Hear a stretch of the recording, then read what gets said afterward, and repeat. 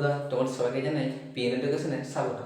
তো আজ আমরা ভারতের কয়েকটি গুরুত্বপূর্ণ রামসার সাইট সম্পর্কে আলোচনা করব। ঠিক আছে, যে সেই রামসার সাইটগুলি ভারতের কোথায় কোথায় অবস্থিত।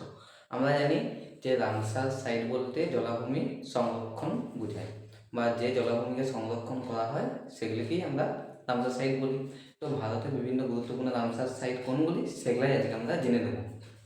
তো ফার্স্টে কি লিখতে দেখো, চিলিকা হ্রদ।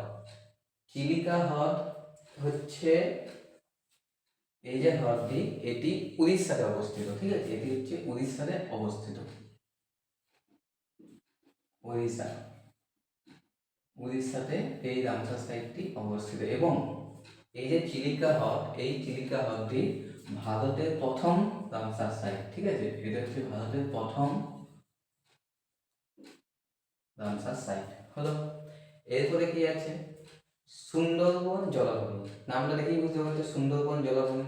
এই যে সুন্দরবন জলাভূমি, এটা হচ্ছে ভারতবর্ষের পশ্চিমবঙ্গ রাজ্যের একটি গুরুত্বপূর্ণ রামসার সাইট। তাহলে কোথায় বললাম, পশ্চিমবঙ্গ মানে আমাদের রাজ্যে, এটা পশ্চিমবঙ্গে অবস্থিত। এবারে কি আছে, পূর্ব কলকাতার জলাভূমি। এটাও নাম দেখেই বুঝতে পারছো, পূর্ব কলকাতা মানে এটাও পশ্চিমবঙ্গে অবস্থিত।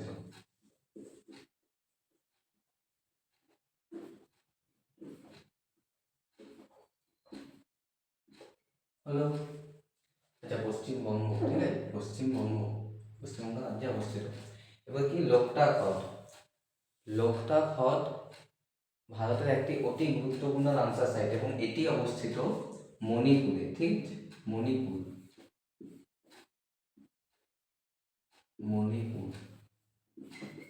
মণিপুর রাজ্যে এটি অবস্থিত। এবার কি আছে, ভেম্বনাড কোল জলাভূমি।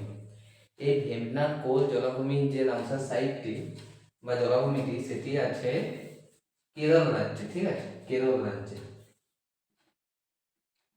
রাজ্যে এবং এটি কেরালার সব থেকে বড় রামসার সাইট এবং ভারতের দ্বিতীয় বৃহত্তম রামসার সাইট। ওকে, আর কি আছে, রেণুকা হ্রদ।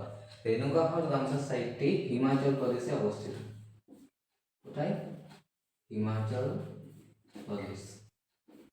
প্রদেশ রাজ্যে এই রেণুকা হ্রদটি অবস্থিত, বা রেণুকা হ্রদ যে রামসার সাইট সেটি অবস্থিত। রামসার সাইটটা তোমরা জানবে, তাহলে তোমরা আমাকে কমেন্ট করে জানাবে যে ভারতের কোন রাজ্যে সব থেকে বেশি রামসার সাইট আছে এবং সেই রাজ্যে রামসার সাইটের সংখ্যা কত। আশা করছি ভিডিওটি ভালো লেগেছে। যদি ভিডিওটিকে ভালো লেগে থাকে, ভিডিওটিকে লাইক করে দাও, চ্যানেলটিকে সাবস্ক্রাইব করে দাও এবং ভিডিওটি বাকিদের মধ্যে শেয়ার করে দাও। এবং যারা যারা এখনও সাবস্ক্রাইব করনি, প্লিজ সাবস্ক্রাইব করে দাও।